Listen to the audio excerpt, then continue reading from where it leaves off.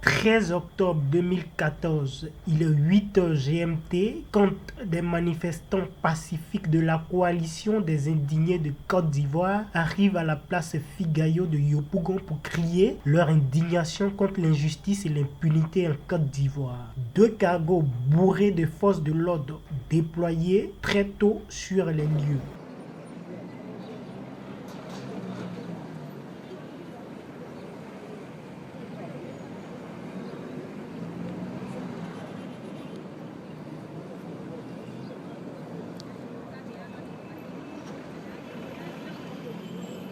« 8h15 GMT, Somba David, coordonnateur des indignés de Côte d'Ivoire, accorde une entrevue à des journalistes de l'agence ivoirienne de presse AIP, à la chaîne de télé panafricaine Afrique Média et à la voix de la résistance africaine Lavra. En 1990, on a pu permettre le multipartisme.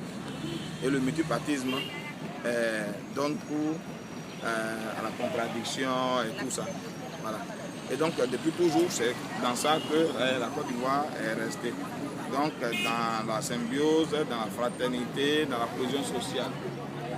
Depuis 2002, il y a eu, depuis 1999 du moins, il y a eu un premier coup d'État. 2002, une attaque militaire de la Côte d'Ivoire, et puis jusqu'à aujourd'hui.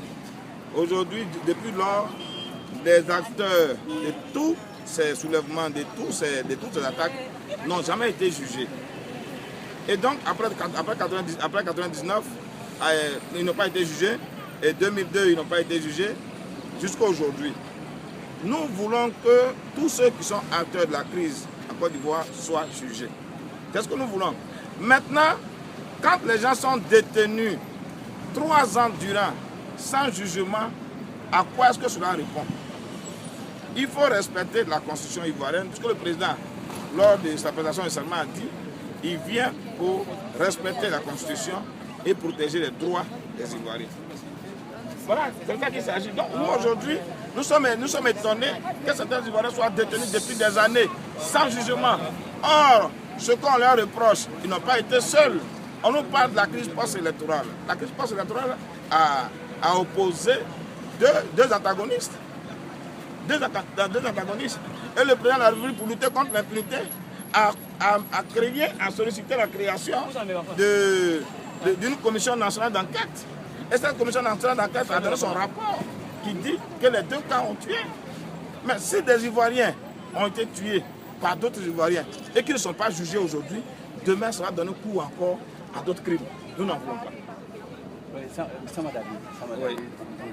Une cotisation, une justice qui ne divise pas, une justice qui va nous unir, et il va y avoir une vraie réconciliation et puis une émergence vraie, basée sur le social. Bon, une dernière question, s'il vous plaît.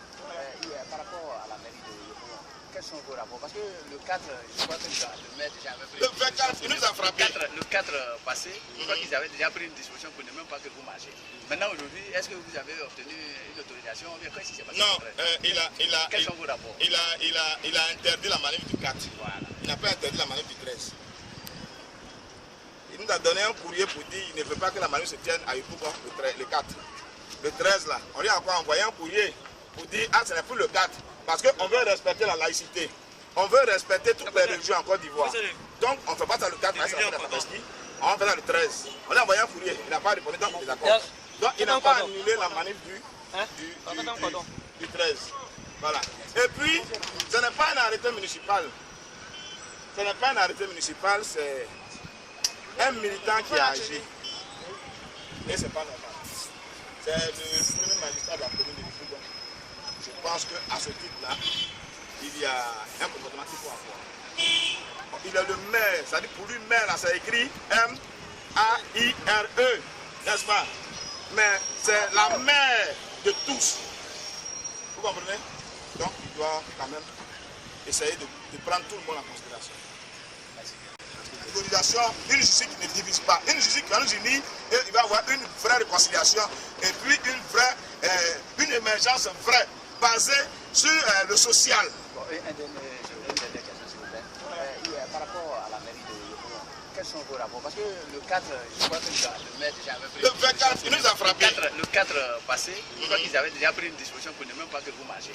Maintenant, aujourd'hui, est-ce que vous avez obtenu une autorisation? Qu'est-ce qui s'est passé? Non, quels sont vos rapports? il a interdit la manif du 4. Voilà. Il n'a pas interdit la manif du 13. Il nous a donné un courrier pour dire qu'il ne veut pas que la manif se tienne à Yopougon le 4. Le 13 là, on lui a encore envoyé un courrier pour dire ah ce n'est plus le 4. Parce qu'on veut respecter la laïcité. On veut respecter toutes les religions en Côte d'Ivoire. Donc on ne fait pas ça le 4, on va faire ça le 13. On lui a envoyé un courrier, il n'a pas répondu, donc il est d'accord. Donc il n'a pas annulé la manif du 13. Voilà. Et puis, ce n'est pas un arrêté municipal. Ce n'est pas un arrêté municipal, c'est un militant qui a agi. Et ce n'est pas normal. C'est le premier magistrat de la commune de Yopougon. Je pense qu'à ce titre-là, il y a un comportement qu'il faut avoir. Il est le maire, c'est-à-dire pour lui, maire, là, c'est écrit M-A-I-R-E, n'est-ce pas? Mais c'est la mère de tous. Vous comprenez? Donc il doit quand même essayer de prendre tout le monde en considération.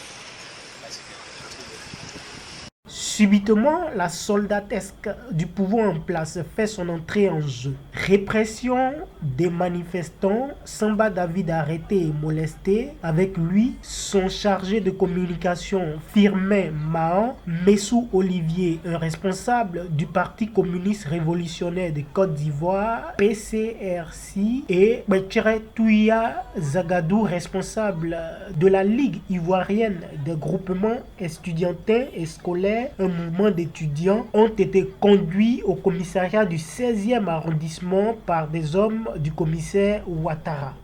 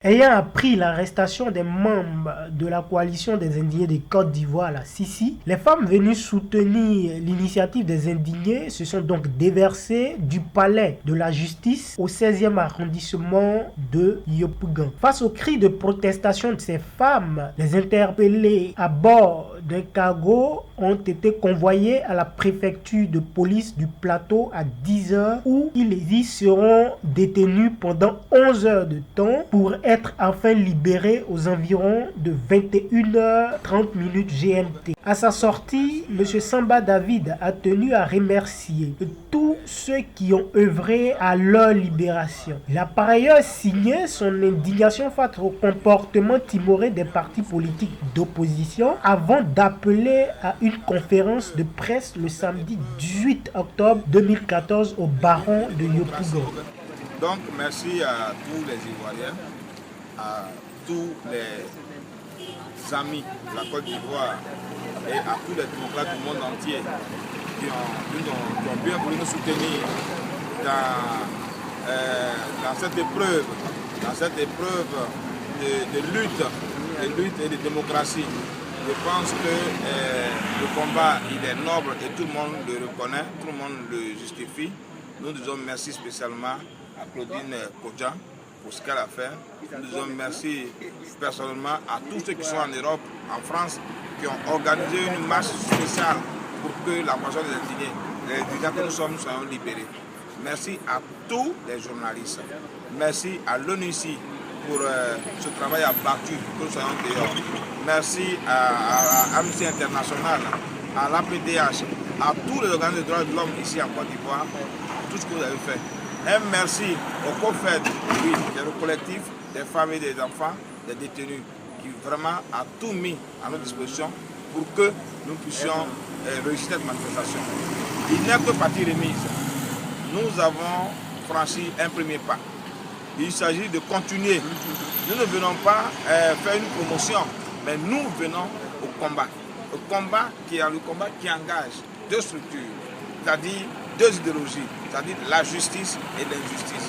Et je pense que nous sommes du côté de la justice et donc nous devons remporter cette victoire. Nous profitons de la présence de ces journalistes-là pour lancer un appel pour ce samedi au baron de Yopougon, où nous convions tous les Ivoiriens à une conférence de presse et à partir de là, nous allons lancer un prochain appel parce que nous n'avons pas encore entamé, nous n'avons pas encore remporté la victoire. C'est seulement la communication qui a été faite par notre arrestation. Oui, merci au régime Ouattara de nous avoir propulsé ainsi, mais nous appelons tous les Ivoiriens pour lancer l'appel du combat parce qu'il est vraiment nécessaire que nos dirigeants respectent la constitution ivoirienne. À son article 11 qui dit, et je cite, les libertés de réunion, les libertés de manifestation sont garanties par la loi. Et je pense que cela doit être respecté. Et la Constitution dit encore à son article 20 que nul ne peut être détenu de façon arbitraire. Et je pense que tous ceux qui sont en prison, que je soutiens fortement, raison pour laquelle j'ai le bandeau blanc sur la tête, je soutiens ces prisonniers-là pour dire que nous n'allons pas abandonner. Je lance un appel aux hommes politiques pour dire d'arrêter de se foutre la souffrance des Ivoiriens, d'arrêter de ne pas considérer la souffrance des Ivoiriens. Tous ceux qui sont en prison aujourd'hui parce que le politique a lancé un appel auquel ils ont répondu. Tous ceux qui sont en prison aujourd'hui parce qu'il fut un moment où des gens ont épousé leur idéologie. Aujourd'hui, ils sont en prison 4 ans durant. Aucune manifestation pour eux, aucune revendication pour que ce soit libre. Et ils sont intéressés à autre chose. Je lance un appel pour dire que ça ne va pas toujours durer, cette manipulation. Ça ne va pas toujours durer ce mépris à l'égard de la population ivoirienne. Merci à vous, merci à tous ceux qui nous ont soutenus. Et je pense que samedi, dès 10h déjà, nous pourrons rencontrer au baron de Yopougon. Nous donnons une autre direction de la lutte en Côte d'Ivoire parce qu'il est vraiment nécessaire. Que Dieu nous bénisse. Précisons que cette marche des indignés avait pour but d'inviter les patriotes et les militants du droit des peuples à disposer d'eux-mêmes, à réclamer une justice équitable pour tous, œuvrer pour le pardon mutuel et la réconciliation véritable, seul gage d'une paix durable, en dénonçant la justice sélective à laquelle nous assistons depuis la fin de la crise post-électorale. Move to the gallon. We ever move to the gallon.